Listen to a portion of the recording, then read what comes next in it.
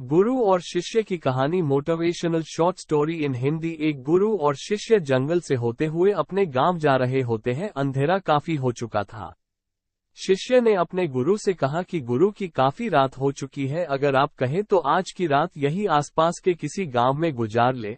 गुरु जी ने अपना सर हिलाया और वो आसपास के गांव में एक छोटे से घर के पास जाकर रुके।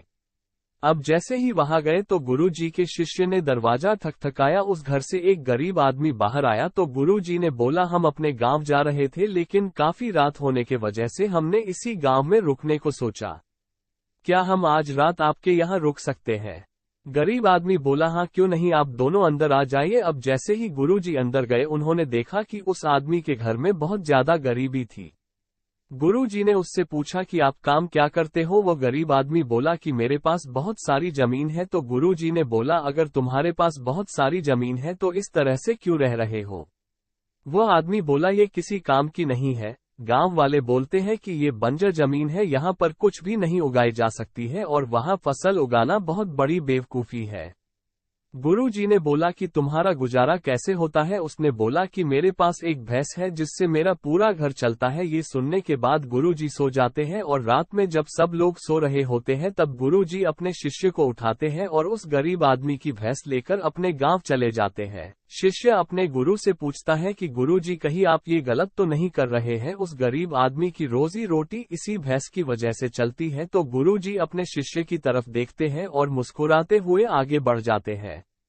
उस बात को तकरीबन 10 साल गुजर जाती है और जो गुरु का शिष्य था वह बहुत बड़ा गुरु बन चुका था। तो एक दिन उन्हें उस गरीब आदमी की याद आती है कि मेरे गुरु ने उस आदमी के साथ अच्छा नहीं किया था, मुझे एक बार चलकर देखना चाहिए कि वो आदमी अब किस परिस्थिति में है। वो शिष्य उस गांव की तरफ जाता है और वहां जैसे ही पहुंचता है तो वह देखता है कि जहां पर उस गरीब आदमी का झोपड़ा था वहां पर एक बड़ा ही आलीशान महल बन चुका था और उस झोपड़ी के बाहर जो बंजर जमीन थी उस पर फल और फूलों के बगीचे थे।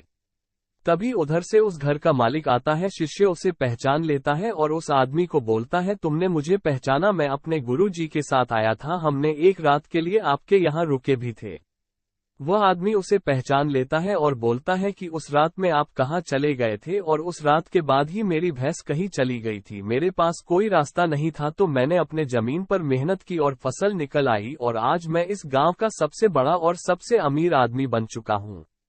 ये सुनने के बाद शिष्य की आंखों में अपने गुरु जी के लिए आंसू आ गए और उसे ये बात अब समझ आई और वो रोने लगा।